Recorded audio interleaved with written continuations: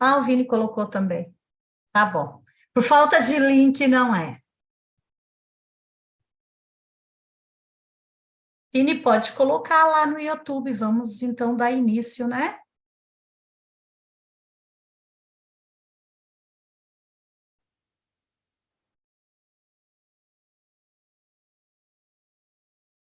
Então, uma boa noite a todos. Sejam todos bem-vindos para a nossa terceira aula, né, dessa semana.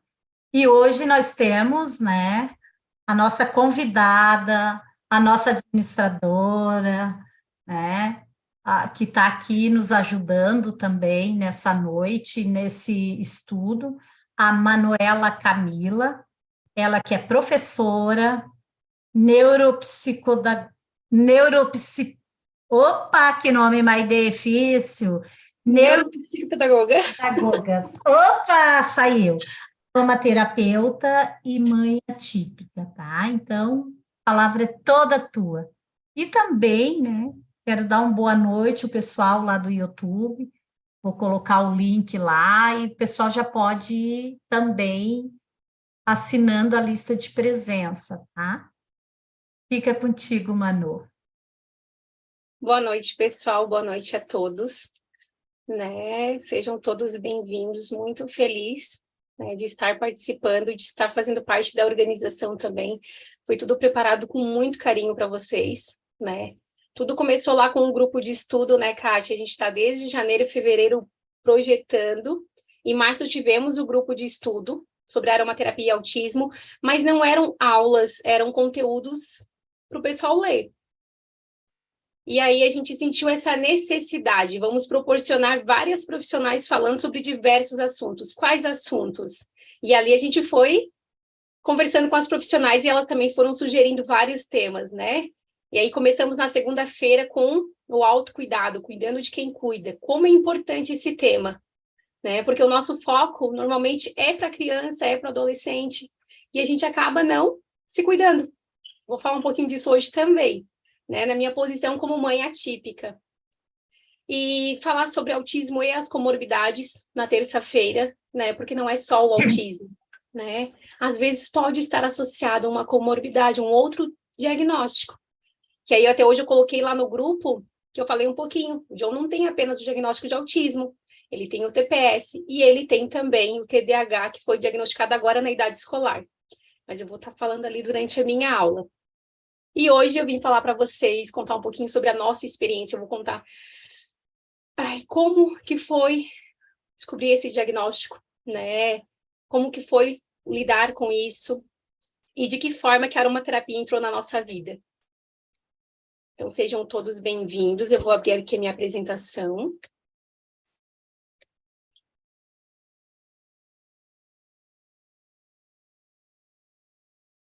Fica grande aqui. Estão conseguindo ver e me ouvir? Tá tudo certinho? Sim, sim, tudo jóia. Se eu estiver falando muito rápido, alguém me segura. Me dá um toquezinho, Kátia. Que às vezes a gente Ok. engata primeiro e vai, tá? Então, vamos para a aula 3, né? O meu nome é Manuela Camila, conforme a Kátia já me apresentou. Eu sou mãe atípica, mas além de mãe atípica, eu sou mãe terapeuta, porque eu trabalho na parte da estimulação com o meu filho, faço estimulação cognitiva com ele. Ele tem as terapeutas dele, mas eu também sou uma mãe terapeuta. E desde que eu descobri o diagnóstico, eu me tornei uma mãe terapeuta. As profissionais, todas elas têm o seu papel, né? Porém, eu também assumi esse compromisso junto com o meu filho. Eu faço a parte da estimulação com ele também. Além disso, sou professora, sou mestre em ciências da linguagem e também faço atendimento clínico em neuropsicopedagogia. E sou aromaterapeuta, e principalmente eu sou aromaterapeuta do meu lar, e eu falo isso com muito orgulho, né? Eu sou aromaterapeuta da minha família, né? Eu trato todos aqui em casa com os óleos essenciais há mais de 2 anos. Então, essas são as minhas redes sociais. A primeira ali é o meu Instagram particular. O outro, o TDAH e TEA com Amor, eu falo um pouquinho sobre autismo e sobre TDAH. Né? O nosso momento lá, o nosso espaço lá em que a gente compartilha. E o Sou Mamãe Aromaterapeuta é mais focado para a parte dos óleos essenciais. Esse é o meu esposo, José Carlos, estamos juntos há 17 anos. E esses são os meus filhos, né? O Nicolas Manuel tem 13 anos, o John Braia tem 7 anos, e o José Francisco, nessa fotinha ali ele tinha 3, mas hoje ele tem 4 anos. O Nick tem o diagnóstico de TDAH, o John tem diagnóstico de autismo, TPS e TDAH, e o José Francisco não tem diagnóstico. Todo mundo me pergunta, e qual é o diagnóstico do Chico? Não tem. A gente faz acompanhamento com neuropediatra dos 3, e José Francisco é mais uma forma preventiva. Ele teve atraso na linguagem, porém já recuperou e não tem um diagnóstico.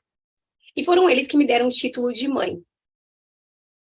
E essa é a minha grande família, né?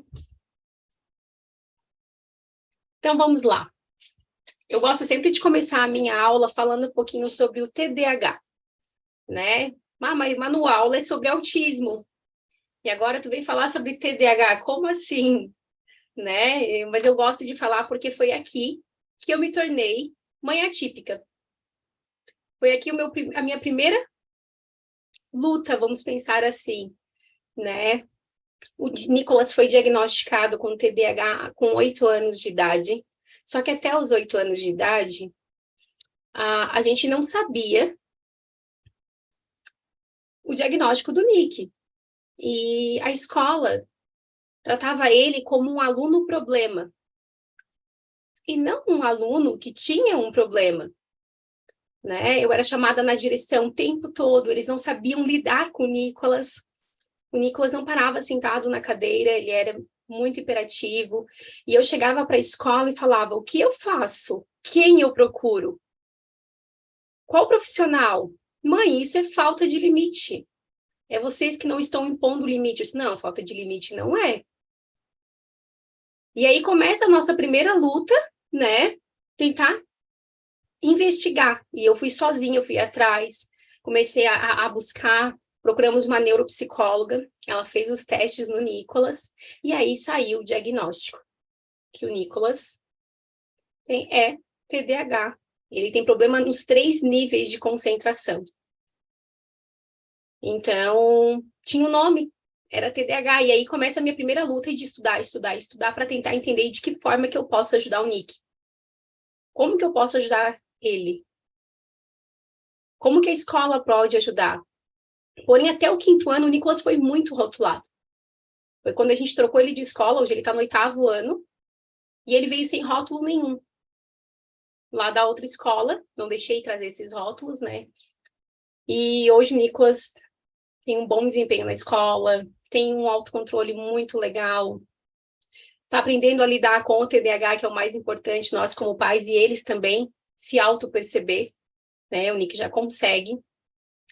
Ele percebe quando ele está desregulando, quando não está conseguindo se concentrar, ele já tem essa auto-percepção, isso é muito legal, né?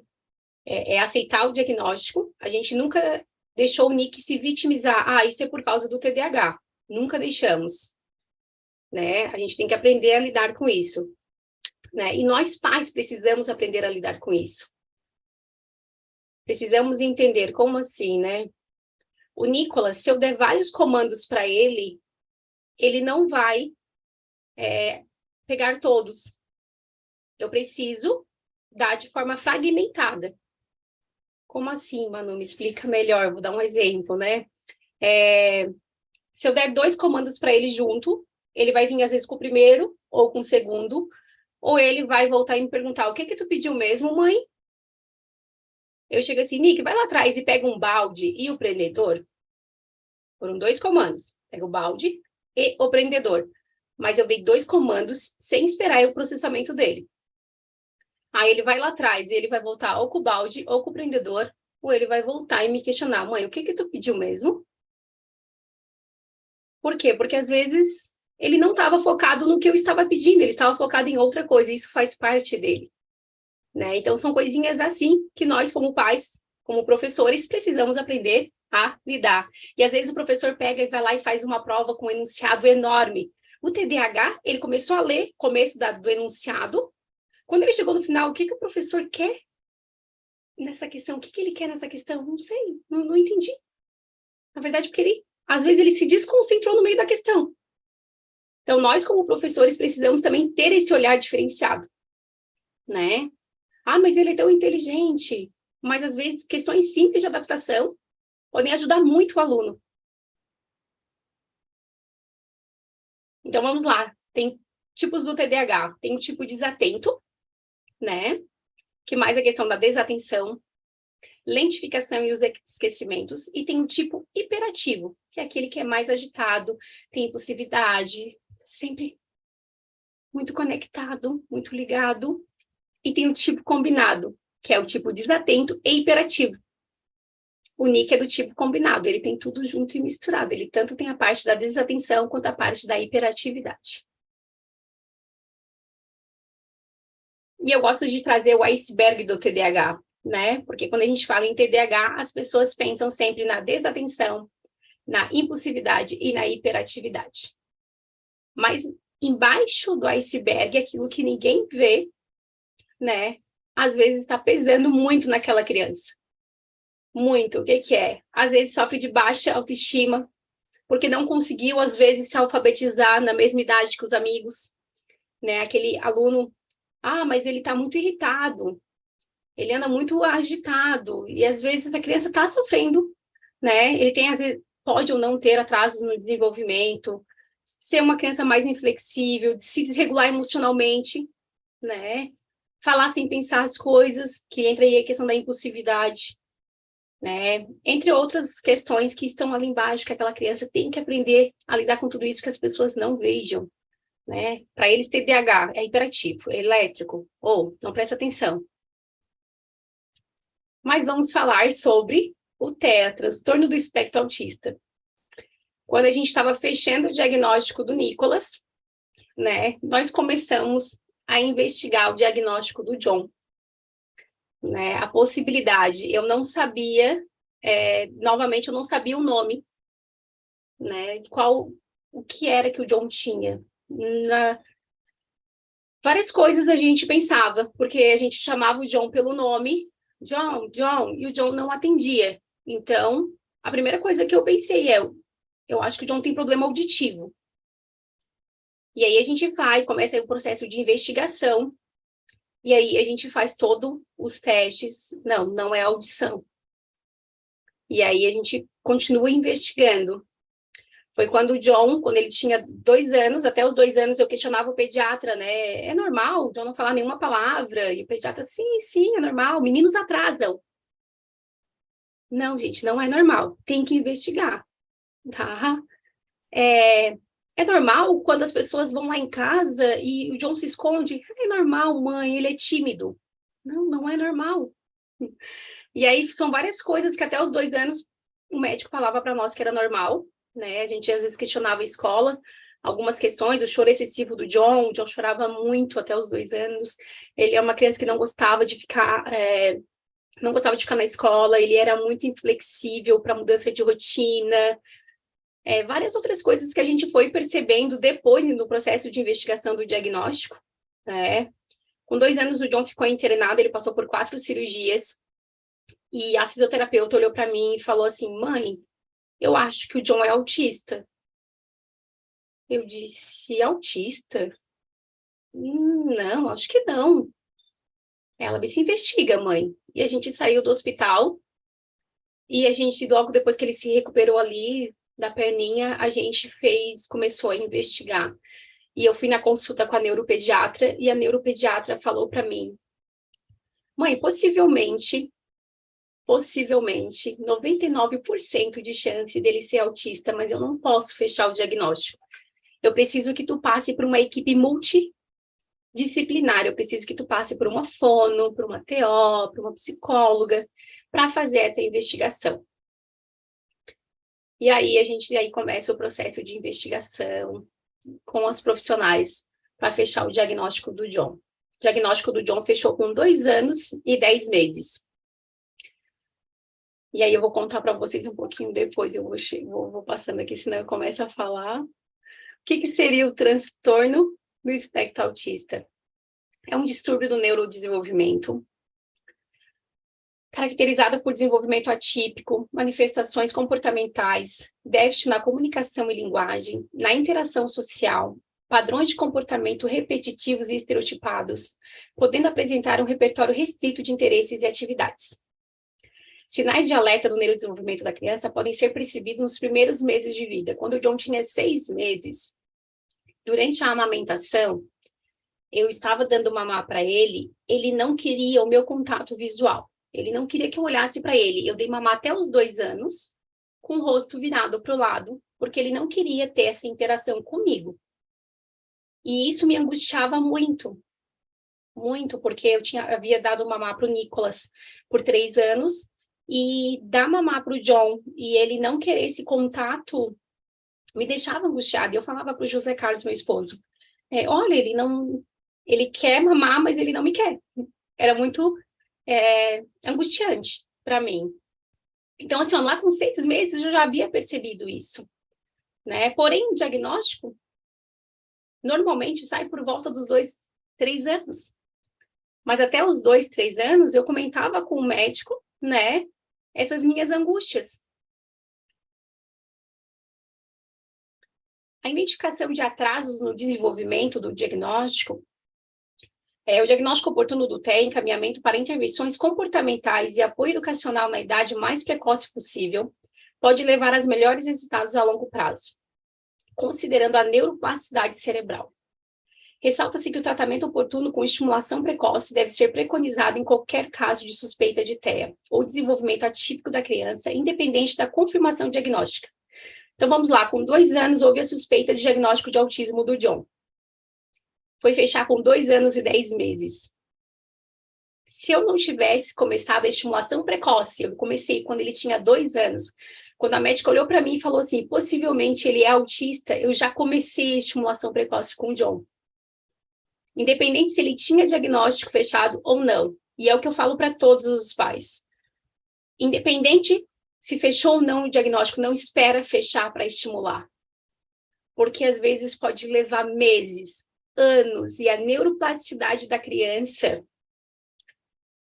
é fundamental que seja estimulado. É fundamental, é muito importante. Então, assim, é o que eu sempre falo. Não espera. Eu vou esperar uma consulta com a fono, eu vou esperar uma consulta com o neuropediatra. Não espera. Comece a estudar, se há suspeita, estimula. É melhor errar pelo excesso, não vai errar nunca, porque nunca vai errar por ter estimulado, né? Mas é aquela história, né? Melhor errar por ter tentado, por ter... Mas tem que fazer. Não dá para ficar esperando. E com o John eu falo para vocês, né? Com o John fez toda a diferença. Na época eu não tinha acesso financeiro para estar dando tratamento para ele com vários profissionais. Às vezes eu via aquelas mães fazendo 20, 30 horas de aba e eu dizia, eu não tenho condições de fazer isso. Eu fazia o que estava no meu alcance dentro das minhas condições. E o que eu falo para vocês, pais atípicos, façam o que estiver no alcance de vocês, dentro das condições de vocês. Mas não deixem, não fiquem esperando. É muito importante, façam.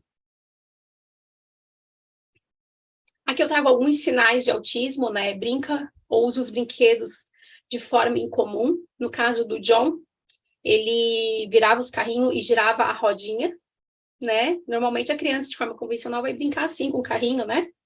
Vai estar... E o John não, ele virava, ele gostava de virar tudo que tinha rodinha, a mochila de rodinha ele virava e ficava brincando com a rodinha. Dificuldade de se relacionar com pares da mesma idade. O John gostava de estar com as crianças, não de brincar com as crianças. Ele ficava no meio das crianças, mas ele brincava sozinho. Né? Hiperatividade ou muita passividade, choro ou risada inapropriado, apego a objetos diferente, fala com dificuldade ou ausência de fala,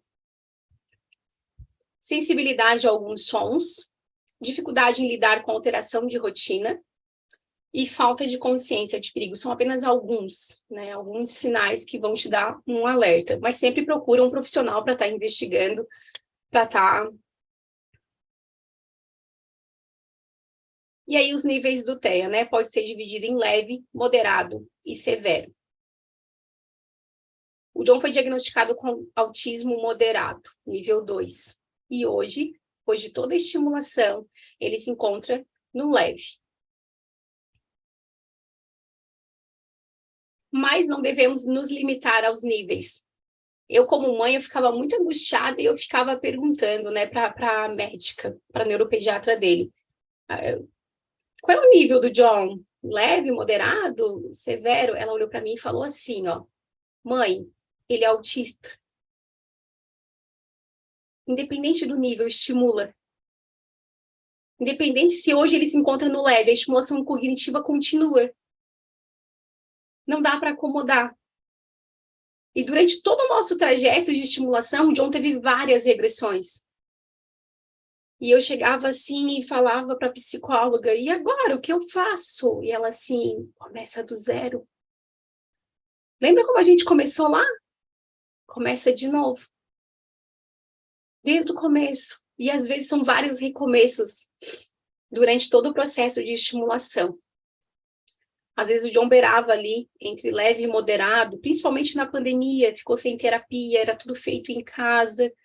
Eu estava num momento em que eu estava atendendo 400 alunos em casa, com 3 crianças. A gente estava atendendo de forma virtual, mas estava ali disponível, né, para os alunos, para estar respondendo as dúvidas. Tinha as estimulações do John. Então, assim, foi um período em que o John teve várias regressões e que eu tive que começar do zero. Uma delas foi o desfraude. E aí, por que a gente não deve limitar, né? Porque a frase que os pais atípicos ouvem, né? Quando eu falo assim, hoje o John se encontra no autismo leve. Se é leve, então é mais fácil. Aí, aquela hora que tu respira fundo, né? Para não... Mais fácil para quem? Né? Porque, assim, trouxe agora o iceberg do autismo leve. Porque em cima, a gente está vendo a palavra autismo leve. É só a pontinha do iceberg. O John tem que enfrentar toda aquela parte de baixo lá. O John tem sensibilidade sensorial. Ele tem o TPS, que é o transtorno do processamento sensorial. O John tem a questão da rigidez cognitiva, da inflexibilidade. Ele tem as estereotipias. Ele tem as crises dentro do autismo. E, além de tudo isso, ele tem que enfrentar, muitas vezes, o preconceito da sociedade. Muitas vezes, ele tem que enfrentar a inflexibilidade do professor, por não entender algumas questões do autismo. Esse ano, assim, John tem uma equipe maravilhosa trabalhando com ele, né? Mas nós já passamos por essa inflexibilidade por parte do adulto, por parte do professor. E o autista, que já é inflexível, tem que lidar com uma pessoa, por não entender o diagnóstico, com a inflexibilidade dessa pessoa, né? Entre várias outras questões, né?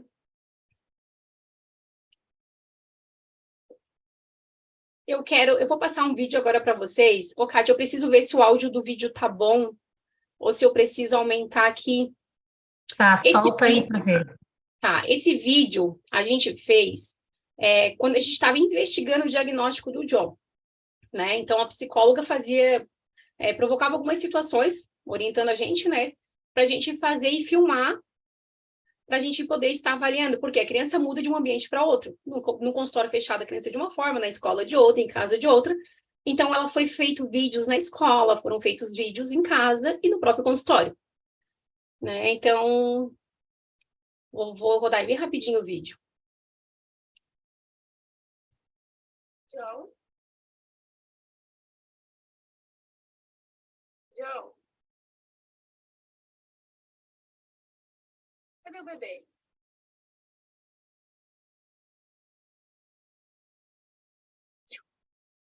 Tô falando com você. Vocês conseguiram ouvir o vídeo? Sim, sim. Vamos lá. O que a psicóloga pediu para a gente fazer? Chamar ele. John, ele não tem nenhum contato visual. Quando a gente faz assim, no meio de uma rua, faz... A pessoa vai olhar. Alguém vai olhar para ver se não foi com ela. E o John nem conhece esses efeitos sonoros de... John, ele não interagia com a gente, ele não tinha um contato visual. E ali ele ficou. Ó, ele fica focado no que ele está fazendo. Isso aqui, John tinha 2 anos e 4 meses.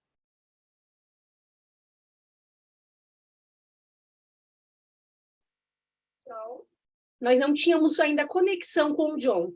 Ele não tinha... E ali, durante todo o vídeo, em nenhum momento ele me atende, em nenhum momento ele interage comigo. E assim nós passamos mais de 2 anos com o John, né? E agora eu vou passar um outro vídeo. Esse é o John hoje. Oi, eu sou o John vai falar um pouquinho para vocês como ele faz o uso dos óleos essenciais na escola. Esse é o John com 7 anos, né? Depois de muita estimulação. Eu sou autista e eu sou filha da Manoel. Eu tenho 2 anos para a escola. Boa tarde. Esse país eu não entrei, não vai. Esse é para me concentrar nas atividades, nas provas. É isso. Eu vou mostrar como que eu faço. A minha professora que me passa na minha escola, tá? Mas eu vou ensinar. É aqui. E aqui também. E aqui na luz. Aí depois eu faço Tá travando um pouquinho. isso. E Esse é o mesmo menino do vídeo anterior. Esse é o John, né? Depois, esse vídeo a gente gravou pro grupo de estudo, em que a gente gravou e mostrou lá para o pessoal como que a gente faz o uso dos óleos essenciais. Então, esse é o nosso John hoje, né? É importante, às vezes, as pessoas visualizarem como o John está hoje.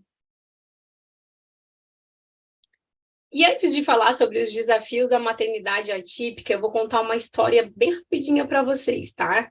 O texto foi adaptado porque eu precisei encurtar um pouquinho aqui para a aula, né? Não sei se vocês já ouviram essa história. Essa história foi escrita por Emily e ela quis retratar, né, como era descobrir a maternidade atípica. Né? E o nome da história é Bem-vindo à Holanda.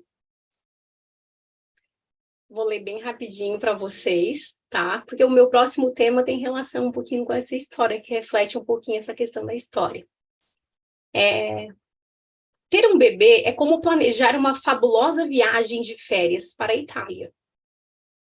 Você compra um monte de guias e faz planos maravilhosos. O Coliseu, o Davi de Michelangelo, as gôndolas em Veneza. Você pode até aprender algumas frases em italiano. É tudo muito empolgante. Após meses de preparação, finalmente chega o grande dia. Você arruma suas malas e embarca. Algumas horas depois, você aterriza.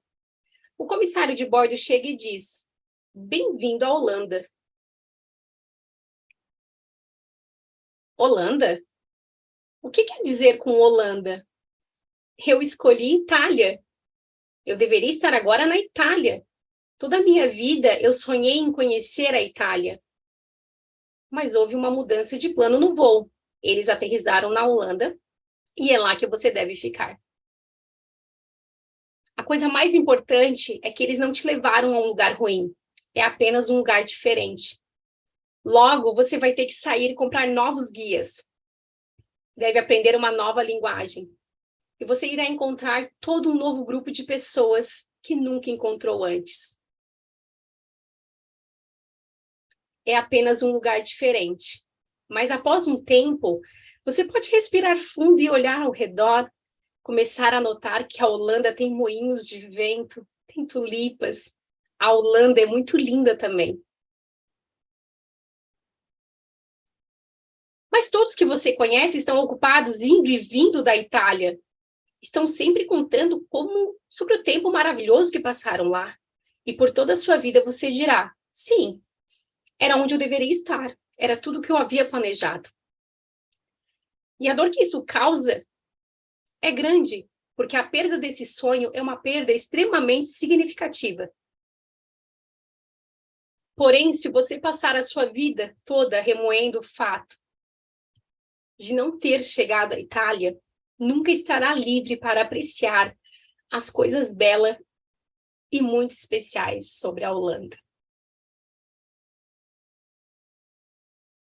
E é com base nessa história, né, que eu vou falar um pouquinho agora sobre os desafios dos pais atípicos. Né? Quando a gente está gerando o bebê, a gente cria várias expectativas com relação ao bebê. Né? Como será? Qual profissão será que ele vai seguir? São vários sonhos. Os pais sonham, criam expectativas. E quando vem o diagnóstico, tu tens que procurar novos guias. O que seriam os novos guias? Tu vai ter que estudar sobre o assunto. Né? Enquanto outros pais estão tendo uma maternidade típica, quando nós chegamos na Holanda, nós temos uma atípica. E ali a gente tem que conhecer esses novos guias. E esses outros grupos de pais que vocês irão conhecer são os grupos de apoio, são os grupos de pais atípicos lá do Instagram, do Facebook, do WhatsApp. São esses grupos de apoios virtuais, os presenciais, para quem participa também, né? E às vezes os pais ficam presos, né? Vendo os outros pais na maternidade típica. E se tu não parar para pensar, um dia talvez tu vá para a Itália também, né? Hoje você está na Holanda, mas quem sabe um dia você vai para a Itália também. E o primeiro desafio dos pais atípicos é o luto do diagnóstico. Todos os pais passam pelo luto do diagnóstico. Todos, sem exceção. O luto do diagnóstico ocorre não por conta da morte de um filho, claro, e sim a morte da expectativa criada e construída. A gente criou uma expectativa e, de repente, vai ser diferente agora. E o medo? As angústias que tu começa a enfrentar. Medo do futuro, medo de como será. No luto, a gente poderá passar, isso aqui não é uma ordem, né? Não vai ser nessa ordem aqui, alguns vão passar por alguns tópicos desses, né? Mas vou falar um pouquinho, né, o que está dentro do luto e o que depois a gente precisa sair do luto e ir para a luta. É muito importante, né? O que tem ali no luto? A negação. Não, meu filho não é autista, meu filho não tem transtorno de déficit de atenção e hiperatividade, meu filho não é TOD, a negação, não, deve ser outra coisa. É um atraso, já vai superar. O preconceito do diagnóstico está ali dentro do luto. A forma como eu passei o luto foi diferente da forma como o meu esposo passou pelo luto, né? Como eu passei. Quando a médica falou para mim que o John possivelmente era autista, eu passei pela negação. Eu falei, não, 40 minutos de consulta e ela vem para cá falar que meu filho é autista. Não. Aí depois eu enfrentei o preconceito. O que é o pré-conceito? É um conceito anterior que tu tens. E eu tinha um conceito sobre autismo. E na minha cabeça, o John não se enquadrava. Na minha cabeça. Era o meu pensamento, era o meu conceito. Foi o que eu aprendi na faculdade. Na faculdade, às vezes, eles te ensinam só o autista severo. E eles colocam tudo dentro de um padrão, e não é. E aí, quando tu começa a estudar e começa a entender, começa a quebrar esses preconceitos, começa realmente a entender o que é o autismo. Aí eu falei, opa, calma. Realmente, ele pode ser autista. Mas eu primeiro neguei, falei que ele não era. Passei por isso. Depois, eu fui na época, eu trabalhava numa escola e eu procurei a orientadora e falei assim, eu quero conhecer todos os alunos autistas da escola. Posso? Ah, Manu, tens que pedir autorização para os pais, porque tu vai estar interagindo ali na sala, né? Eu vou fazer isso no meu horário de folga. E eu pedi autorização para os pais, se eu deixava observar a criança no espaço da escola. E os pais aceitaram. E aí, ali tinha... Eu vi o quanto o espectro autista era grande. E aí eu quebrei vários conceitos que eu tinha, e eu olhei, parei e falei assim, realmente o John pode ser autista. O John ainda não tinha diagnóstico de autismo, faltava ali uns 8 meses ainda para fechar o diagnóstico. Então, e durante todo o processo eu continuei estimulando o John, independente se é autista ou não, eu vou estimular. Esse foi o meu processo de luta. Eu estava ali, não tinha o diagnóstico ainda. Quando saiu o diagnóstico, mas antes a neuropsicóloga me questionava, Manu, se eu te falar que o John é autista, qual vai ser a tua reação? Eu vou continuar fazendo o que eu estou fazendo, estimulando. Essa era a minha resposta. Ela já sabia que o John era autista. Ela estava testando ali, mas ela já tinha ali um pré-diagnóstico, não tinha fechado ainda, mas ela... Aí, quando saiu o diagnóstico, eu chorei 7 dias sem parar. Eu chorava muito. Muito. Eu já tinha passado por quase 10 meses estudando sobre autismo, e quando fechou, eu chorei. Angústia, medo, insegurança, como vai ser? Ele vai ser o tempo todo dependente de mim? A vida inteira? Eu não sabia, eu tinha insegurança tremenda. Tanto é que hoje eu busco, o que eu busco para o John? Desenvolvimento e autonomia. Eu quero que ele tenha autonomia. E ali vivi essa angústia, foi quando eu conheci um grupo de apoio, foi virtual. Uma amiga minha me encontrou, falou assim, Manu, vou te adicionar num grupo. São pais atípicos. O nome do grupo é Voluntárias do Autismo, eu estou até hoje lá, desde 2018. E esse grupo me deu todo um suporte. Na época, eles mandaram assistir um filme. O filme é Sunrise. Meu Filho, Meu Mundo, que fala sobre o programa Sunrise que os pais desenvolveram com o filho. Meu Filho, Meu Mundo. Para quem não assistiu, ainda assistam. E eu assisti aquele filme e eu chorava muito. E foi aí, através desse filme, eu sempre falo que o filme, Meu Filho, Meu Mundo, foi um divisor de águas na minha vida. Eu saí do luto para a luta.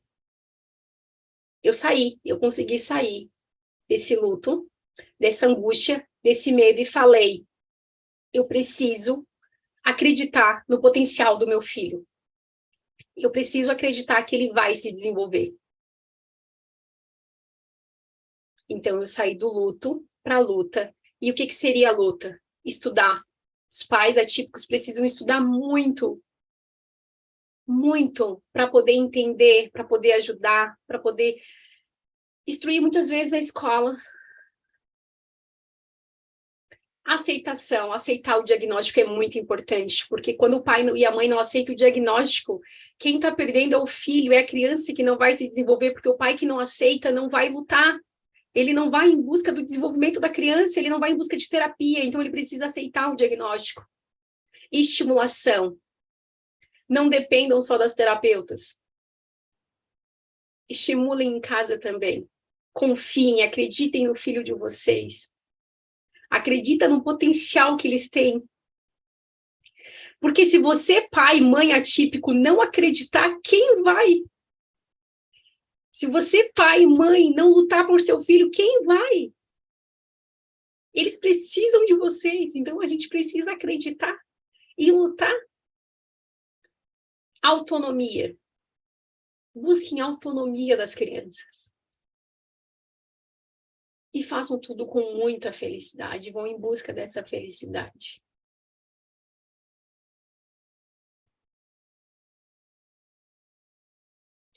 Então, vamos lá, a gente está falando, né, dos desafios dos pais atípicos. O primeiro é o luto, em que muitos ficam presos muito tempo no luto e não vão para a luta, e outros vão muito rápido. Tem pais que não ficam, não perdem tempo e já estão na luta em busca do desenvolvimento da criança. Mas outro desafio é a falta de empatia das pessoas. Essa mãe, esse pai, além de lidar com todas as questões que eles estão passando, e não são poucas, né? Em nenhum momento eu quero romantizar que é tudo perfeito, dá tudo certo. Não dá, é difícil, é cansativo. A gente precisa enfrentar a falta de empatia das pessoas, os julgamentos diários, a gente precisa. Isso aí é falta de limite. Deixa de castigo. Tem pessoa que não... Tem pais que não sabem identificar, mas tem também profissionais que não sabem identificar birra e crise. Não sabe a diferença de birra e crise, acha que tudo é birra. E não, dentro do espectro autista pode ser uma crise. E aí ficam julgando, ficam tentando dar opinião, e muitas vezes esse pai não, essa mãe, esse pai, eles não querem opinião, eles só querem ser acolhidos. Às vezes eles só querem que vocês escutem eles.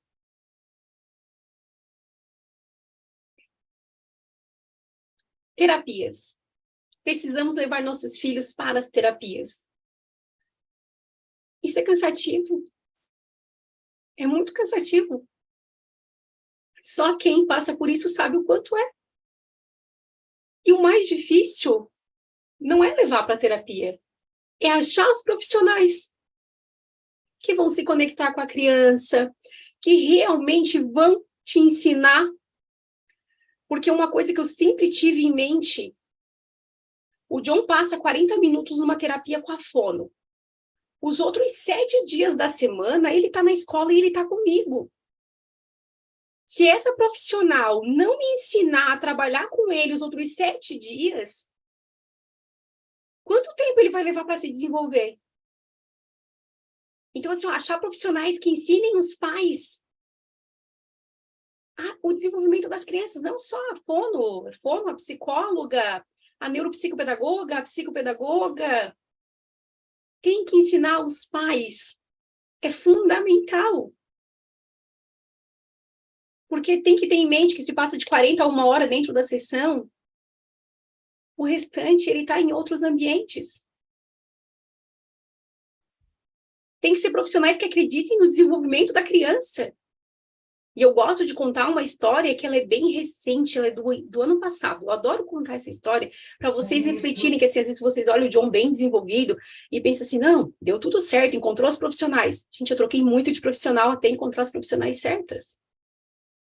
Início do ano passado, eu estava em processo de alfabetização do John. Ele estava no primeiro ano, entrando para o primeiro ano, eu estava em processo de desenvolvimento da alfabetização. Porém, o John tinha muitas trocas fonológicas. E eu cheguei para a fono muito feliz e empolgada, né? E comentei com ela que eu estava em processo de alfabetização do John. Só que a minha preocupação é porque o John tinha muitas trocas fonológicas. E ela falou assim, ai, Manu, não quero te... Eu acho que tu... Não quero te desmotivar, mas eu acho que tu vai acabar se frustrando. Então, é melhor tu dar uma pausa, não tenta alfabetizar o John, porque ele tem muitas trocas fonológicas. Acho melhor tu parar de tentar ensinar ele a ler e escrever. Eu disse, tu acha que eu preciso parar? Sim. Então, cheguei em casa e comentei com meu esposo, assim, José, a fono acha que a gente tem que parar de estimular o John, porque ele tem muitas trocas fonológicas e ele não vai aprender a ler e escrever. Aí ele disse, e o que tu vai fazer? Aí eu olhei para ele e falei, vou trocar de fono. Porque ela não acredita no desenvolvimento do meu filho. E se ela não acredita no desenvolvimento do meu filho, a gente não está caminhando para o mesmo lado, a gente está caminhando contrário. Aí eu troquei de profissional, expliquei para ela que a gente estava em processo de alfabetização, de que forma que a gente poderia estar ajudando o John. E ela falou, ela foi me orientando, eu fui orientando a escola, e em 4 meses o John não tinha mais nenhuma troca fonológica e ele estava alfabetizado. Ou seja, a profissional caminhou junto comigo com a escola. Ela me ensinou e ensinou a escola a como nós poderíamos trabalhar com o John. E eu tive uma parceria muito legal, também o ano passado, com a professora 2 dele e com a professora regente, em que me ajudaram nesse processo da alfabetização e também das trocas fonológicas do John. Hoje ele tem algumas trocas, principalmente quando ele fica nervoso. Mas ele não tem mais a necessidade de fazer a sessão com a fono toda semana. Outro desafio dos pais atípicos são os medos e as angústias. Medo do futuro, medo de como será. Será que meu filho vai falar? Todos os pais passam por isso. Será que meu filho vai falar? Ele já chegou nos 7, 8, eu acho que não vai. E esse medo, tem que cuidar, porque esse medo pode te travar. Pode fazer você deixar de acreditar no potencial do seu filho. De parar de lutar por ele. É preciso trabalhar isso né? Esse medo, essa angústia, é preciso trabalhar. E outra coisa é a questão da qualidade do sono, que muitas vezes a criança não dorme, os pais não dormem, e a saúde física e emocional da família fica bem abalada, né? Financeiro também pesa bastante, né? Porque nem todas as terapias, exames, medicamentos têm disponível pelo SUS. É um outro desafio que as famílias precisam enfrentar. E muitas vezes precisam fazer particular ou se conveniar plano de saúde, e às vezes o plano corta, né? Quantidade de sessão. Eu já tive que brigar na justiça para não limitar a quantidade de sessão da fono, da psicóloga. O plano queria limitar, e eu precisei entrar na justiça para conseguir essa liberação. Então, assim, ó, é uma luta, é um desafio que os pais têm que enfrentar. E, às vezes, espera pelo SUS, leva meses, anos, até conseguir. Então, é um desafio para os pais. Aí, lá da palestra da segunda-feira, para reforçar quem assistiu, né? Vocês sabiam que mães atípicas têm um nível de estresse comparado a soldados em combate? A gente está sempre alerta, está sempre em luta. Está lutando na escola por direitos, né? Por inclusão. Está lutando por terapia. Então, a gente está o tempo todo em alerta, o tempo todo. E isso é estressante. E aí, esses pais precisam de autocuidado, né? Se autocuidar, para a gente estar bem para cuidar das crianças. Não só os pais, os profissionais também. Os profissionais precisam se cuidar. Precisam estar bem emocionalmente para poder cuidar dos seus alunos. Então, assim, cuidar de você vai permitir que você consiga cuidar melhor do seu filho, vai permitir que você consiga cuidar melhor do seu aluno. Eu sei que é difícil, eu sei que não é fácil. A minha mãe mora longe, né? A Madalena, a psicóloga que falou na segunda-feira, é minha mãe. E a mãe mora longe, então não é tão fácil, não dá para ir ali deixar as crianças na casa da mãe, não é fácil. A gente mora um pouquinho longe uma da outra, já faz mais de 15 anos que é assim, e a gente aprendeu a lidar com isso. Então, assim, eu sei o quanto é difícil. Porém, eu e o José, a gente tenta, assim, se organizar. A gente brinca que a gente tem a quinta-feira do café, a gente sai para tomar um café junto, para conversar. Só nós dois, é importante sair para conversar, assistir filme junto. Não dá para esquecer. Casal não dá para esquecer um do outro. A gente tem já uma vida tão corrida. Terapia, tudo, é cansativo. Então, não dá para esquecer. Tem que, às vezes, pedir ajuda. Aqui eu vou falar um pouquinho sobre a qualidade do sono, né? Que em seguida eu já vou entrar na questão dos óleos essenciais, né? Eu gosto de fazer as perguntinhas, né? Você tem um sono reparador? E a pessoa sempre responde, não, eu durmo a noite inteirinha, certo? Aí a próxima pergunta é, dorme, mas acorda cansada? Então tu não dormiu. Dorme, mas acorda irritado ou irritada? Então tu não dormiu. Sabe aquelas crianças que não dormem direito e ficam irritadas, choronas depois no outro dia? São crianças que não dormiram direito. E nós adultos não é diferente, né? Quando a gente acorda, que parece que tá indisposto, tá cansado, tá irritado, a gente não tá tendo um sono reparador, né? Principalmente as pessoas que se mexem muito durante a noite, falam durante a noite, tá o tempo todo ativa, né? E aí vai afetando várias questões, né? E a memória é uma delas. E principalmente criança que não dorme não se desenvolve. Quem já assistiu minhas aulas já ouviu isso, né? Mas vou repetir, criança que não dorme não se desenvolve. Como que está a qualidade de sono do seu filho, da sua filha? Como está? Criança que não dorme não se desenvolve. Porque ali é durante o sono. O sono não pode ser fragmentado, né? Precisa ser contínuo. Tem pessoa que acorda de madrugada, aí pega o celular para ver as mensagens, ele perde horas. Vou jogar um joguinho assim só para pegar no sono. Tá estimulando o teu cérebro, não tem como. Vai chegar amanhã, deu o período da manhã ali, vai amanhecer e tu vai continuar no celular, muitas vezes, né? E a gente tem que pensar nessa qualidade do sono. Olha, durante o sono que o organismo exerce as principais funções restauradoras do corpo. Reparo de tecidos, crescimento muscular, síntese de proteínas. Durante esse momento é possível repor energias e regular o metabolismo, fator essencial para manter o corpo e a mente saudável. Então, o hábito deve ser incluído uma rotina.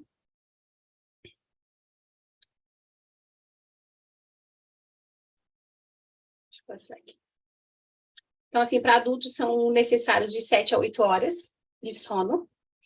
Adolescentes de 8 a 10 horas, crianças de 9 a 13 horas, bebês de 12 a 16 horas. Um dia eu cheguei na sala de aula, né, meus adolescentes, trabalho com adolescentes, eu trabalho a parte projeto de vida, trabalho essa questão emocional, e eu cheguei e perguntei, quem dorme aqui 10 horas? Levanta a mão. Ninguém levantou. 8 horas, levanta a mão. Alguns levantaram. 6 horas, levanta a mão, bem poucos.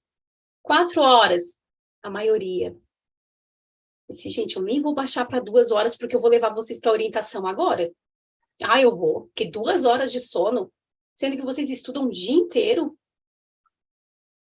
E a gente sabe que é a realidade de muitos adolescentes. Né? E o sono é muito importante.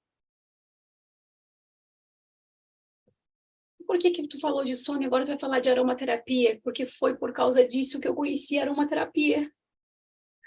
Porque fisicamente e emocionalmente estávamos abalados. O John não dormia. O John tinha transtorno do sono, terror noturno, transtornos do sono, né? Terror noturno. E ele não dormia. E quando dormia, em seguida ele acordava e ele ficava como se estivesse preso num pesadelo. E ele chorava, e ele me chamava, mas eu estava do lado dele e ele não... É como se estivesse preso num pesadelo mesmo, assim.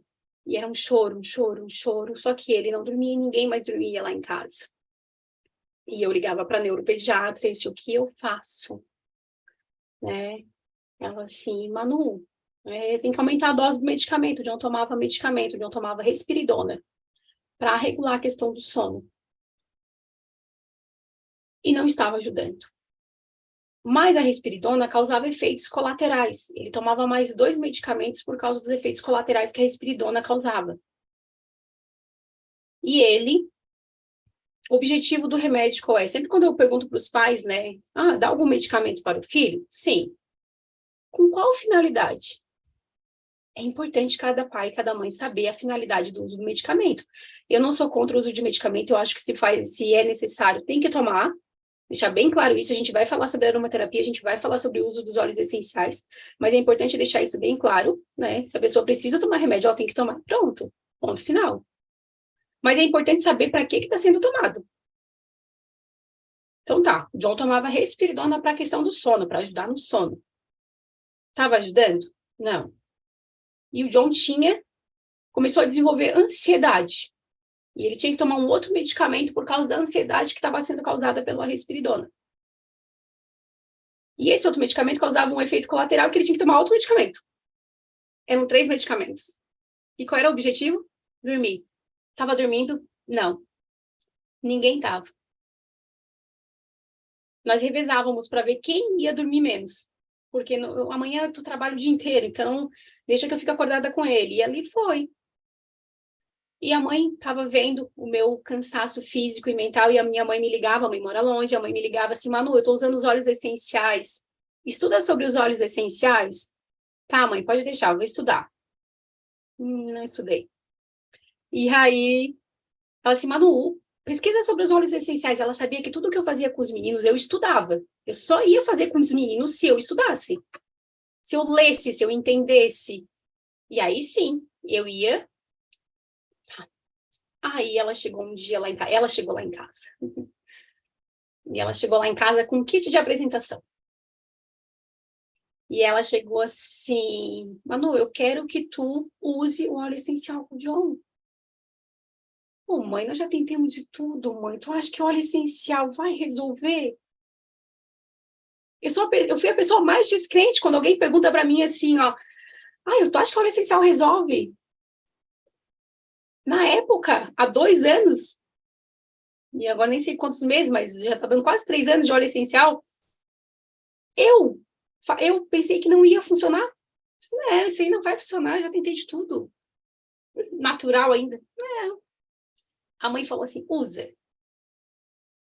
Aí me ensinou lá, usei de forma tópica com o John, e o John dormiu durante 14 horas. Usei no difusor, ela me emprestou o difusor dela na época, e ele dormiu 14 horas, e eu falei assim, não acredito. Eu acordava de madrugada para ver se ele estava vivo, respirando, porque eu não sabia o que era o John dormir 14 horas seguida. E aí foi quando eu falei assim, preciso estudar sobre os óleos essenciais. Eu fui aquela pessoa que teve que ver para crer. Eu tive que usar para acreditar. Eu tive que ter experiência. E foi aí que eu comecei. Mas aqui eu tenho a Peppermint. Vou estudar. Para que é boa a Peppermint? Parte respiratória. O Nick usa 2 tipos de bombinha. De que forma que eu posso estar ajudando o Nicolas? E aí que tu começa a estudar. Tu começa a tentar entender sobre os óleos. Fiz um protocolo para o Nicolas e fui orientada. Não fiz ainda porque eu não era aromaterapeuta naquela época. Fui orientada, fiz o protocolo certinho, peguei o horário do pulmão. Todo dia, às 3 da manhã, acordava, passava no pulmão, difusor rodando, usava outros óleos essenciais, não foi só a Peppermint, usei o Breeze, também usei a Copaíba. Comecei a passar, e o Nicolas não teve mais problema respiratório. Ele usava 2 tipos de bombinha, não usa mais nenhum. E aí que eu falei assim, calma aí, se me ajudou na parte do sono, me ajudou na parte respiratória, o que mais que esses óleos podem fazer? É quando entra, eu até vou pular aqui um pouquinho na questão do sono, eu vou voltar depois aqui na questão do sono. Né? Foi quando eu me cadastrei como consultora do Terra, né? E consegui lá, a minha farmácia natural dentro de casa. E aí fiz o curso de aromaterapia, porque eu precisava estudar sobre os óleos essenciais. Eu precisava entender, eu que faço o protocolo dos meninos. Mas fui muito orientada, muito. Eu e a Kátia, de vez em quando, a gente está trocando figurinha. Né, Kátia? De vez em quando, a gente está conversando sobre os óleos essenciais, sobre protocolo. Então, assim, é fundamental a gente ter essa equipe conversando, tirando dúvidas, isso tudo é muito importante. Né? E aí, fui procurar me especializar em autismo e TDAH. De que forma que eu posso ajudar os meninos para o autismo e para o TDAH? Né? Que eu vou falar um pouquinho depois para vocês. Os óleos essenciais, assim, que ajudam na questão do sono, né? Hoje eu uso muito aqui em casa, a lavanda e a camomila, né? O serente ali também, o capim-limão, mas tem vários outros que podem estar auxiliando nessa questão do sono, né? Mas é muito importante deixar claro que o óleo essencial não faz milagre nenhum, não é um milagre. Vou botar o óleo, vou passar a lavanda na criança e vou deixar ela na frente da televisão. Vai funcionar? Não, porque a criança está sendo estimulada. O cérebro está conectado, está ligado. Então, não, precisa associar. O óleo essencial, ele é um suporte. Ele vai te ajudar? Vai. Mas precisa associar uma rotina do sono. E nós fizemos lá a rotina do sono detox. A Tina falou, primeiro teve que ser um detox. Né? Então, assim, aprender a ter uma rotina de sono é uma prática que pode ajudar quem sofre de insônia e outros distúrbios do sono. Dormir mal pode causar efeitos nocivos significativos à saúde.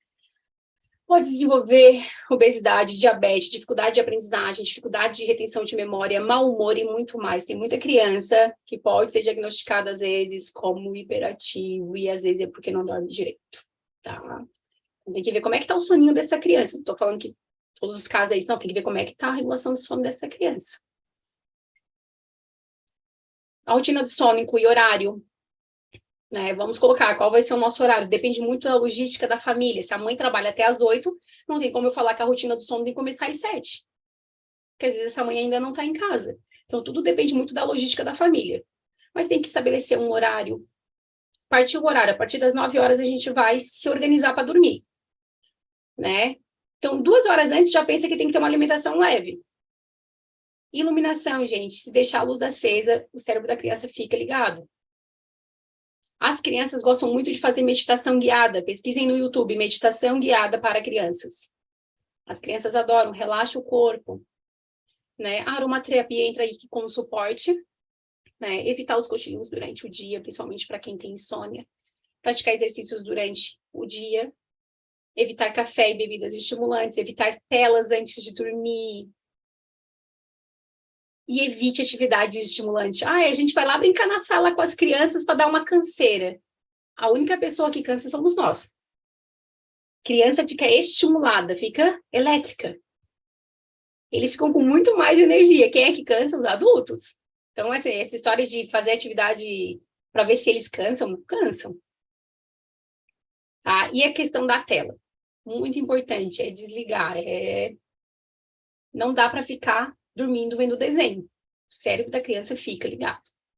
E criança que não dorme não se desenvolve.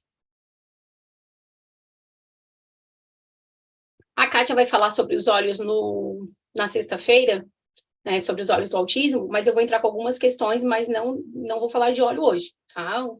Olhos específicos, né? Mas é muito importante que a gente entenda que não existe um protocolo fechado para autismo e TDAH. A gente precisa avaliar qual é a necessidade do indivíduo. É muito importante, cada um tem as suas necessidades. O protocolo do Nicolas é diferente do protocolo do John, que é diferente do protocolo do José Francisco. Somos seres individuais, somos seres diferentes, possuímos necessidades diferentes. Tem vários olhos que são bons para várias questões do autismo, mas aí preciso comprar todos aqueles. Não. Vocês viram a quantidade que eu botei de olhos lá porque ajudam no sono? Precisa de tudo aquilo? Não precisa, mas às vezes tu vai se adaptar mais com uma lavanda, vai se adaptar mais com capim-limão, vai se adaptar mais com uma melissa, vai se adaptar mais com uma camomila. Depende muito. Posso associar óleos? Posso. Eu gosto de usar muito aqui em casa a lavanda e a camomila para ajudar nas questões do sono. Mas é muito importante que cada um tenha as suas necessidades. Outra coisa que é importante deixar bem claro, a aromaterapia e os óleos essenciais não curam o transtorno do espectro autista, não curam o TDAH, não são milagrosos, não vão reverter diagnóstico. Qual é o objetivo da aromaterapia dentro do autismo, né? Melhorar a qualidade de vida, ajudar no foco, concentração, controle de irritabilidade, de ansiedade, várias outras questões emocionais, e não só as emocionais, temos as questões físicas também, alergias respiratórias, tópicas, controle de convulsões, dores musculares, questões digestivas e intestinais. Gente, os benefícios são infinitos e assim como as indicações. Então, assim, é muito, muito, muito importante. De que forma... Passei no slide aqui. De que forma que a aromaterapia ajudou aqui em casa, né? Raiva, ansiedade, o déficit de atenção, hiperatividade, hiperestimulação, sobrecarga sensorial, problemas do sono, as crises, entre outros. A parte digestiva, a parte respiratória. Né? Viram que o João falou ali, né? Ele usa 2 olhinhos, tá aqui. Adaptive, diz ele que é para controlar a crise dele. Porque ele é um mix calmante, deixa ele mais calmo. Quando ele está desregulando, a professora já passa o Adaptive nele. Mas a gente já usa em determinados horários. E o Tinker é para foco e concentração. Então, sempre quando ele tem uma rotina muito grande de tarefas, ele vai usar o mix da atenção, que é o Tinker. Então, são 2 olhinhos que ele leva sempre, tá sempre no estojinho dele. E eu não deixo faltar nunca. Vocês podem ver que ele é um roll-on. Conforme ele mostrou no vídeo, ele simplesmente vai passar. É super prático para a escola. Peguem essa dica, por favor.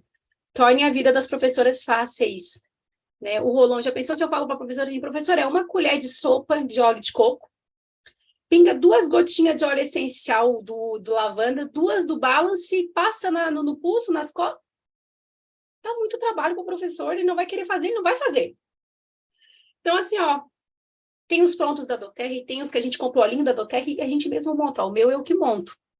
É meu equilíbrio aqui, que eu boto os nomezinhos e eu faço. É Balance Lavanda e o Frankincense. Esse é o meu kitzinho que eu sempre tenho na minha bolsa. Meu blend do equilíbrio. Como eu mantenho o meu equilíbrio? 3 óleos essenciais básicos. Então, assim, é muito importante. Essa é uma dica, já dá para anotar aí, não percam. Vamos lá, outra. Entender que não é porque o óleo fez bem Então,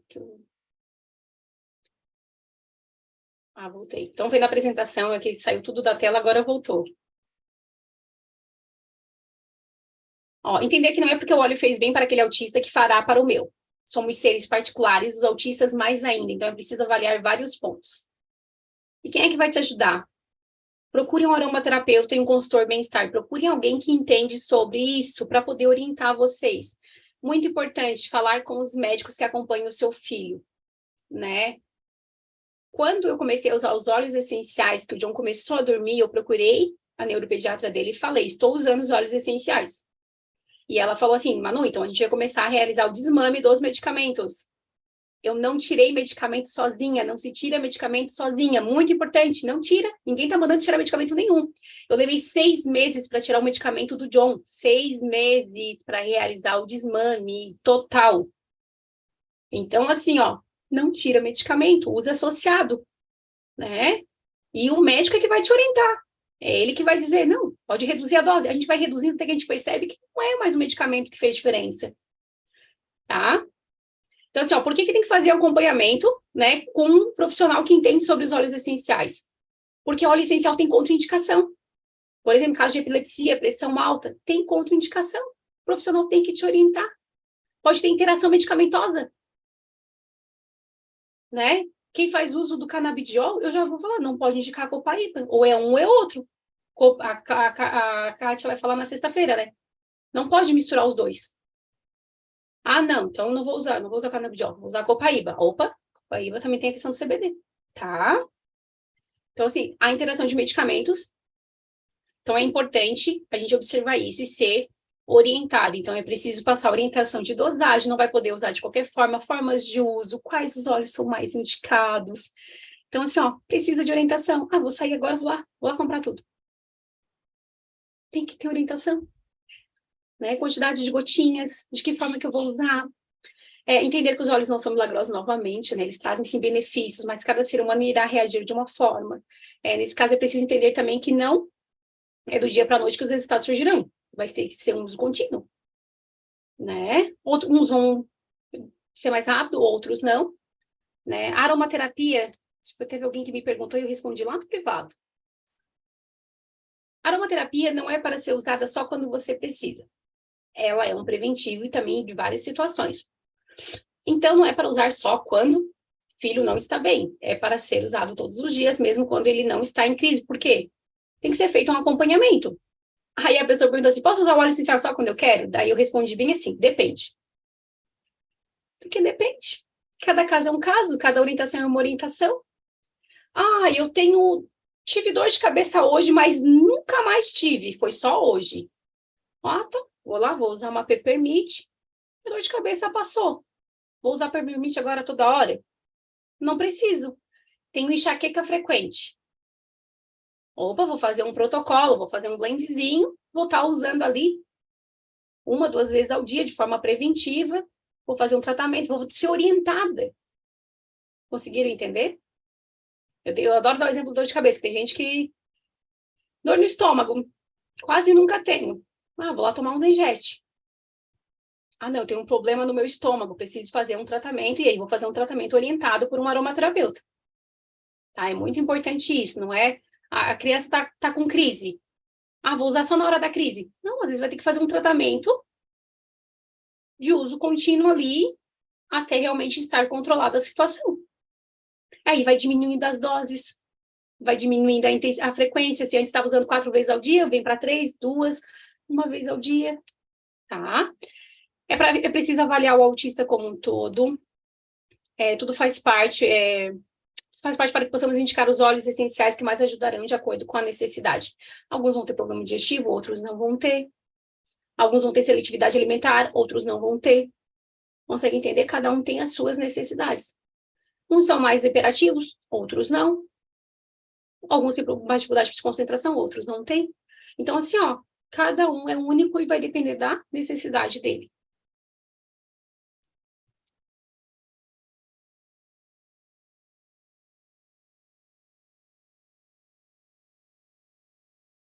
Acho que voltei.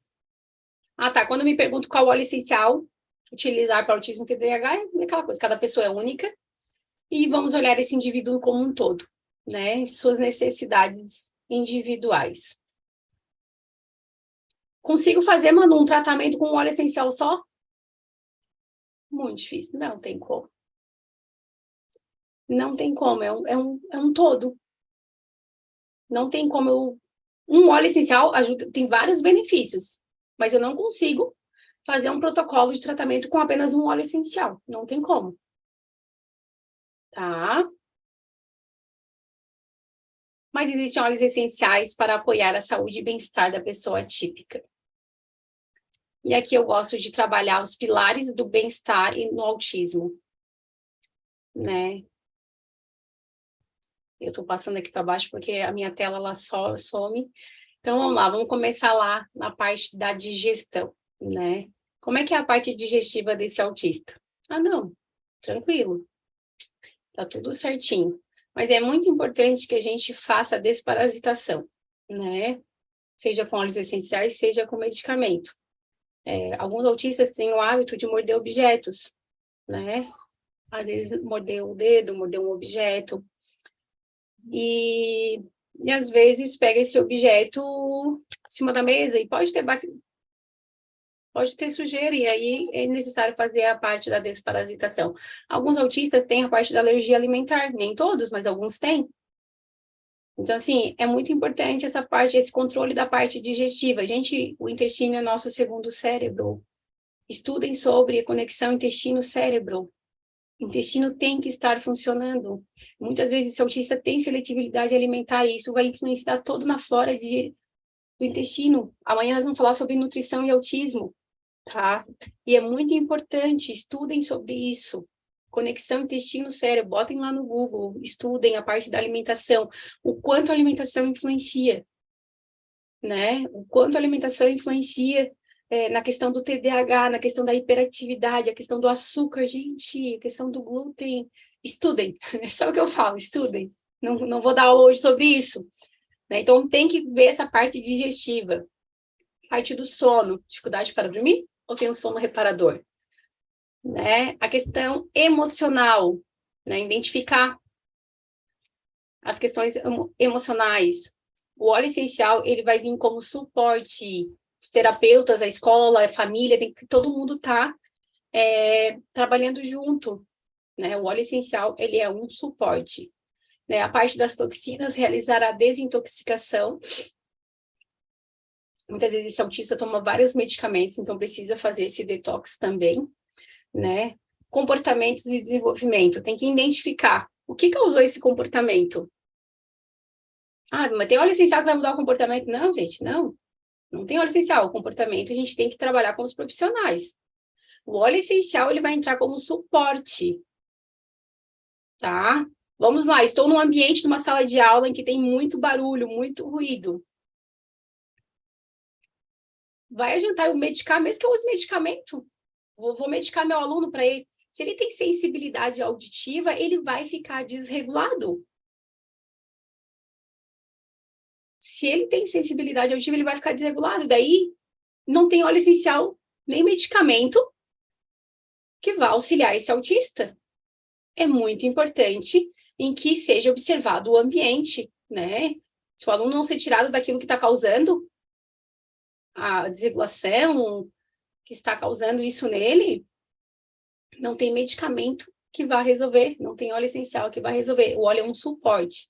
Então, eu preciso identificar por que o aluno está tendo essas crises, preciso identificar por que ele está tendo esses comportamentos, identificar qual é o comportamento, o que isso pode estar causando, né, para tentar trabalhar isso, e o óleo essencial vai entrar como suporte, é tudo um conjunto, né? Então, não adianta nada eu passar um óleo essencial para a parte digestiva e não trabalhar a parte da alimentação. Então, é tudo um conjunto. Nada funciona sozinho, vocês vão ouvir eu falar muito isso, nada funciona sozinho, né? E a questão do ambiente familiar, como está a saúde emocional desses pais? A saúde emocional dos pais afeta diretamente a criança. Como é que está a harmonia do espaço do ambiente familiar? Eu estava atendendo uma criança, os pais estavam em processo de separação e não comentaram nada com a terapeuta. e queriam que o profissional, a escola, identificasse o porquê das crises. Os pais estavam se brigando todos os dias em casa. E aí? Como que eu vou? E aí a gente não estava entendendo como que... Começou do nada. Gente, não existe crise do nada.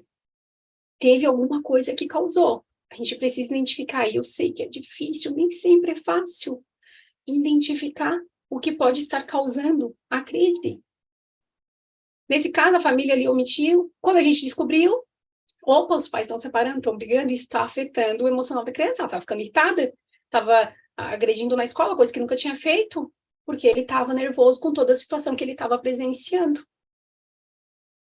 Então, assim, a saúde da família influencia a criança. Criança é esponja, criança não tem filtro. Criança absorve todas as energias positivas e negativas.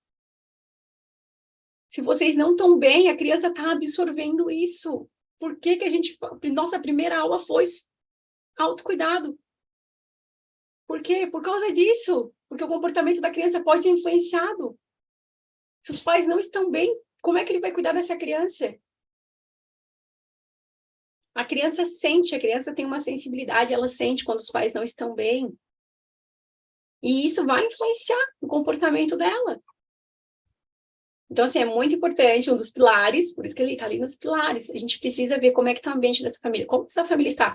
A gente vai tratar como um todo, a gente vai tratar todo mundo. Eu falo assim, o John usa o Adaptive para se acalmar lá na escola.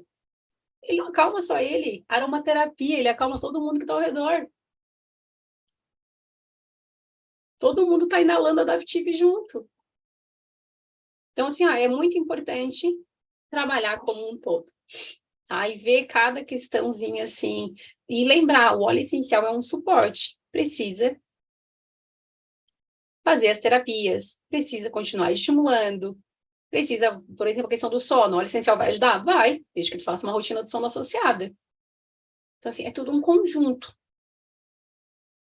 Nada funciona sozinho.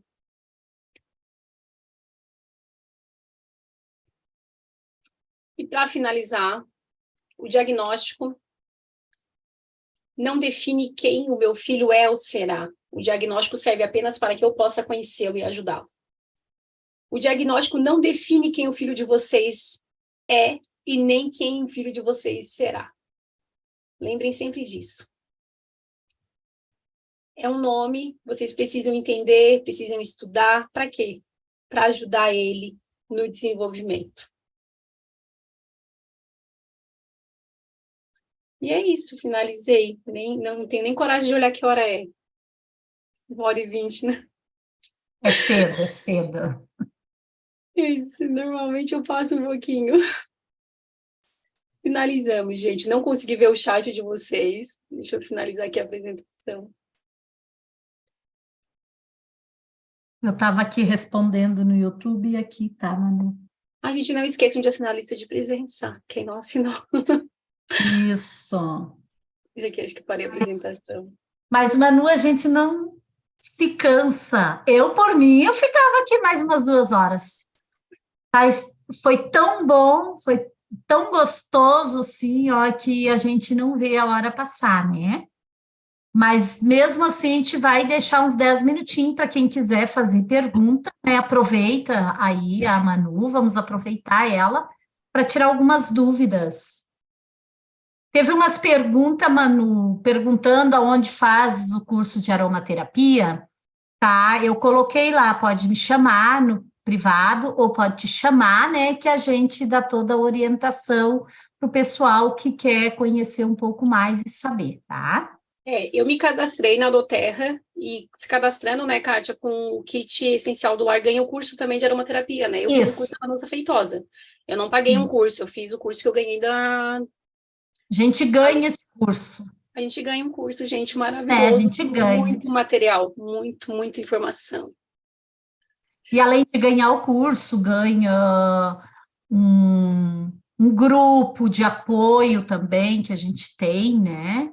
Com todas essas profissionais da área da saúde estão neste grupo e muito mais, né? Que não poderam estar presente com a gente, até porque foi 5 dias e não tinha lugar para todas, mas a gente vai trazer mais profissionais de outras áreas e com outros estudos também, né, Manu? Uhum.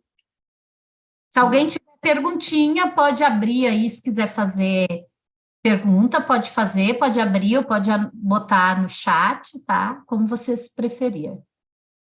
O nome do filme já foi colocado.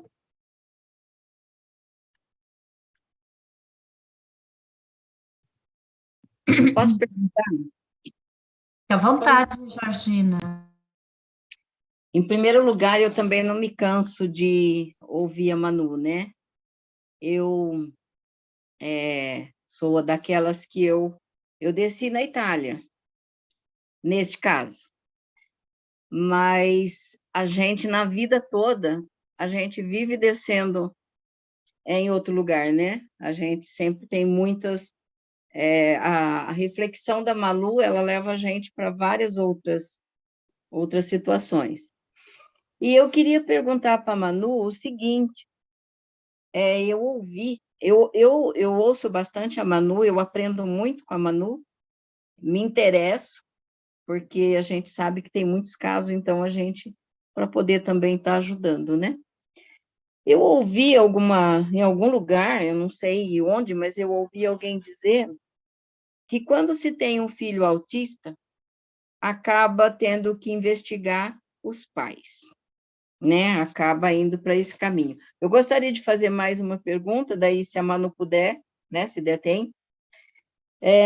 Em relação ao caso específico da Manu, eu gostaria de saber, na sua opinião, Manu, em relação ao John,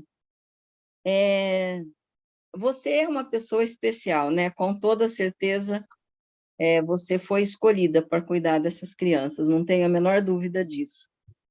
Mas, na sua opinião, se você não tivesse se esforçado, se você tivesse, quando você desceu lá na Holanda, se você quisesse voltar para a Itália, que eu acho que muitos pais têm essa coisa de não aceitar por muito tempo, e você acha que essa não aceitação, essa negação dos pais, isso dificulta para que a criança desenvolva, porque no seu caso a gente percebe a diferença do John, né? Como que ele era, como que ele está agora, é muito nítido. E na sua opinião, isso é o próprio desenvolvimento da criança ou os pais têm muito a ver com isso? Os pais que vivem em negação não vão ter esse mesmo progresso. É isso? Tá, vamos lá. Primeira pergunta da Georgina. A Georgina me fez eu lembrar dessa história que eu havia contado o ano passado. Fazia um tempo que eu não contava, né, Georgina? E hoje eu trouxe. Vamos lá. A primeira, a Ana vai falar um pouquinho amanhã, né, dessa questão base genética. A gente sabe que o diagnóstico de autismo, né, tem base genética. Ou seja, não quer dizer, tá? Não estou dizendo isso, que pai e mãe, alguém vai ser autista. É autista, tá? Mas muitos pais se descobrem autistas depois quando fecha o diagnóstico do filho, isso é fato. Né? Começa a se perceber várias questões em que era muito difícil o diagnóstico. Eu sou TDAH. Eu tenho um diagnóstico de TDAH. Então, assim, quando que eu descobri isso? Depois de adulto. E o prejuízo que eu tive lá no tempo de escolar, né? Que eu tive que ter esse autocontrole, né? Para aprender a lidar com as minhas questões. Então, assim, muitos pais se descobrem, depois tem muitos adultos se descobrindo agora, né? Dentro do transtorno do espectro autista. Então, Georgina, não sei se respondi, né? A gente sabe que nem todos os casos, né? O pai ou a mãe vai ser. Pode ter alguém da família, tanto é que uma das perguntas no rastreio tem outros casos na família? Então a gente sabe que pode ter essa base genética, sim. Tá? Mas tem ambiental também, mas a Ana vai falar amanhã, tá bom? E hoje, assim, muitos adultos estão descobrindo, né, o diagnóstico. Então, aqui em casa a gente tem algumas suspeitas, mas não nada confirmado para essa questão do diagnóstico. Ele tem a questão das sensibilidades, né? Mas não não tem o diagnóstico fechado de autismo, né? Essa parte sensorial é muito... Eu tenho vários adultos, Georgina, adultos autistas, em que eu gosto de tentar entender, né, essa questão sensorial, para ver o que a criança sente, né? A criança que tem o transtorno do processamento sensorial, TPS, né? E eu questiono muito os adultos sobre essas questões. Por exemplo, a gente tem que pensar, vamos pensar aqui só nos 5 sentidos, né? A visão, audição, paladar, né? O tato, e qual que eu esqueci? O olfato. Essas são as sensibilidades. O John tem no olfato, alguns cheiros incomodam ele, faz ele entrar em crise, e auditiva, e o paladar, tá? E o adulto, né? O John, hoje ele é verbal, né? Hoje ele fala a forma como incomoda ele, o que ele sente. Mas o adulto, ele questionava, tá, tu tem sensibilidade com tecido de algodão, só usa um tipo de tecido. Mas o que tu sente? Porque se eu botar uma camiseta de algodão aqui, eu não vou sentir nada. Por quê? Porque eu não tenho a sensibilidade no tato. E a pessoa fala assim, é como se tivesse um formigueiro no meu corpo. Como se tivesse muita formiga. Essa é a sensação. É tudo muito mais intensificado. A sensibilidade auditiva do John. Ah, mas esse barulho é suportável. Mas para quem tem a sensibilidade, isso é tudo muito mais ampliado. É muito mais forte. Quem tem a sensibilidade na pele também, às vezes não consegue ficar no sol. Ah, mas o sol é da 8 horas, nem o sol nem tá forte. Para aquela criança é como se estivesse queimando, pegando fogo. Essa questão da sensibilidade. A sensibilidade do paladar trava. O John fala, tem coisa que trava na minha boca. Mas por quê? Por causa que ele tem a sensibilidade no paladar. Então, ele não gosta de algumas texturas, ele não come algumas texturas, ele não gosta. Então, assim, é importante a gente também entender e respeitar, né? E muitos autistas, às vezes, têm algumas questões, só que não fechou o diagnóstico no tempo quando criança, né? Alguém botou... Eu não estou conseguindo acompanhar o chat. Agora, a segunda dúvida, Georgina. Qual era? Tá. Repete. Eu falei que tem muitos pais, né? Eu já conheci alguns casos Da negação. de que nasce com uma criança, né, com algum tipo de problema, e geralmente alguns pai vai embora. Então, é aquela história, que é voltar para a Itália, né? Não aceita ali. E você acha que essa negação, ela atrapalha muito? Você viveu isso, a diferença que a gente vê no John é muito visível. Então, você acha que isso é a influência do aceitar e tocar o barco para frente? É muito importante. Eu tenho uma palestra, Virginia, em que eu falo só do luto para luta, que eu só foco nisso, né? É direcionada a pais atípicos. A gente precisa sair do luto e ir para a luta. A aceitação é muito importante. É a criança que está perdendo, né? Quando o pai não aceita e não busca recursos, não busca o desenvolvimento, porque se ele não aceita, ele não vai buscar terapeuta. Ele vai falar assim, não, atraso na fala é normal. Daqui a pouco ele fala, atrasa mesmo. Antigamente se falava com 4, 5 anos. E a gente sabe que não é normal. E o pai que nega, ele vai dizer que é normal. Mas isso é só preguiça. Minha mãe já dizia que isso é preguiça. Muitos vão falar isso. Isso é negação. Ele está negando de buscar um diagnóstico, de buscar ajuda. Então, assim, ó, é muito importante. Faz toda a diferença. Né? Por que eu me tornei uma mãe terapeuta? Eu não estou ocupando o lugar das terapeutas do meu filho, mas não, eu faço o trabalho em casa, eu estimulo também.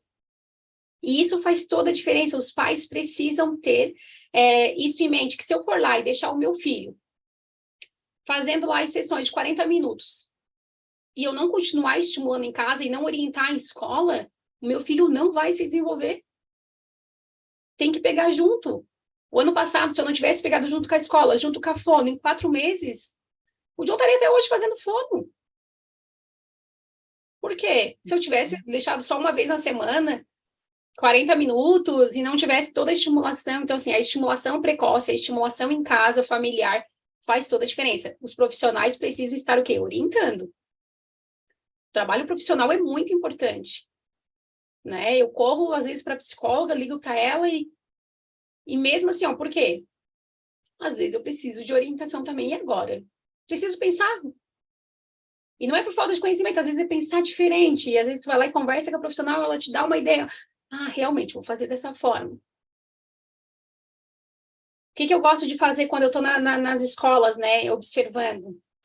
As professoras, às vezes, não identificam o que pode estar causando a crise. E, às vezes, a criança tem sensibilidade auditiva. Aí eu faço a técnica, ó, isso é outra dica. Fecha o olho. Fecha o olho, porque tu tende a aguçar a audição. Se vocês fechar o olho agora, vocês vão perceber vários barulhos ao redor do ambiente que ninguém estava percebendo. E aí, às vezes, eu peço para a professora fazer isso. Fecha o olho. Ah, olha só, o ar-condicionado está fazendo um barulho danado. E a gente se acostuma com o barulho. Para nós, se torna algo normal. Só que para a criança, aquilo vai sobrecarregando, vai estressando, e aí a criança entra em crise. Então, assim, é muito importante a gente estar sempre observando, né? E essa questão, Georgina, é fato, assim, tem que aceitar para buscar recursos, para buscar ajuda. E, mas eu não tenho dinheiro para pagar terapia. Gente, vai para o YouTube. Eu não tinha dinheiro quando eu comecei a estimular o idioma, eu não tinha nem tempo, eu trabalhava 60 horas no estado como professora. Então, assim, ó, eu não tinha dinheiro também, eu não tinha condições de pagar, e eu não tinha conseguido pelo SUS. Então, assim, é muito importante. E eu fui pesquisar, fui estudar, e fui orientada por pais. Lá na estimulação, lá no início da estimulação do John, eu fui orientada por pais. Pais que já estavam passando por isso. Manu, faz isso. Manu, estuda. Manu, lê tal livro. E ali eu fui um dos livros que eu coloquei na minha aula, depois pelo YouTube vocês conseguem voltar. É o primeiro livro, foi o livro que eu usei com o John no processo de estimulação do programa Sunrise, que é o filme que eu falei, Meu Filho, Meu Mundo. Se vocês ir lá e olhar o filme, ele fala sobre os pais criaram esse método de estimulação em casa. Eles estimulavam o filho em casa. E eles acreditaram no potencial. Eu conheço o menino do filme hoje. O menino do filme hoje é um homem, diretor do programa Sunrise. Ele que comanda tudo. Então, assim, é possível, acreditem, lutem, estudem. Então, assim, é possível. Se os pais não acreditarem, Georgina, imagina, se o pai não lutar pelo filho, quem é que vai lutar por ele? Quem? Somos nós, não tem como. É isso aí. Eu estava conversando, acho que foi com a Cláudia hoje. E eu comentei com ela assim, o nosso grupo maior está sendo professores e profissionais da área da saúde. Não que é muito importante, todo mundo tem que estar aqui para aprender. Era para todos, né? Só que quem é que tem autonomia? Hoje eu até comentei com a Cláudia. Quem tem autonomia para decidir? São os pais. É os pais que têm que buscar o recurso, buscar a aromaterapia para estar ajudando o filho de alguma forma ali, como suporte. É os pais. É eles que vão tomar a decisão. Não é o terapeuta. O terapeuta vai orientar. Mas é o pai que toma essa decisão. Ah, não, quero experimentar uma terapia para usar associado com as terapias do meu filho. É o pai que vai tomar essa decisão. Não é o terapeuta dele. Mas o tema era para todos, e a semana da aromaterapia são para todos os profissionais, conforme eu falei, né? Eu não consegui acompanhar. Eu não consegui acompanhar o chat. Eu vou até dar uma olhadinha aqui se tem mais alguma. Se alguém tiver mais alguma dúvida, vão falando que eu. Eu vi que alguém levantou a mão aí, eu só não lembro o nome.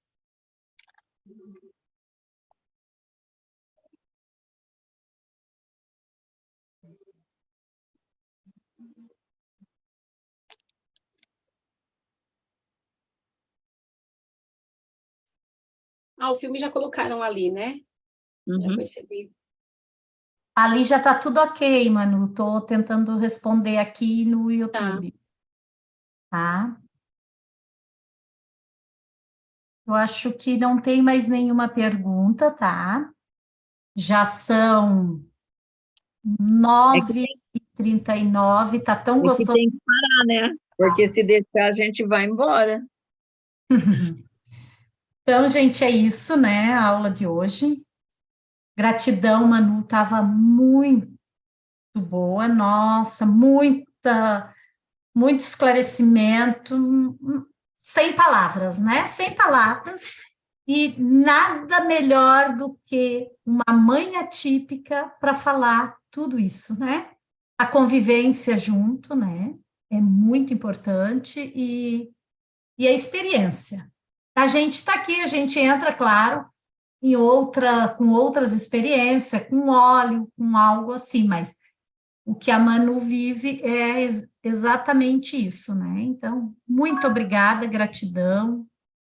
Obrigada a todos também que estão no YouTube. Gratidão por estar aqui também no Zoom.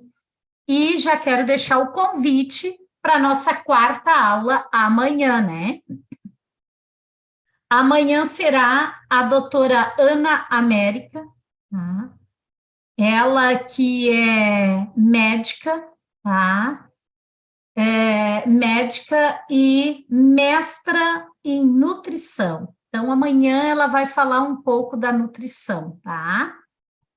Amanhã às 20 horas estamos aqui de novo. Muito obrigada a todos. Gratidão e uma boa noite. Boa noite a todos e obrigada pela presença de vocês, de todos, que a gente fica muito feliz quando vocês tiram um tempinho aqui para estar escutando a gente. Verdade. Obrigada a vocês pela disponibilidade, por trazer tanto conhecimento, né?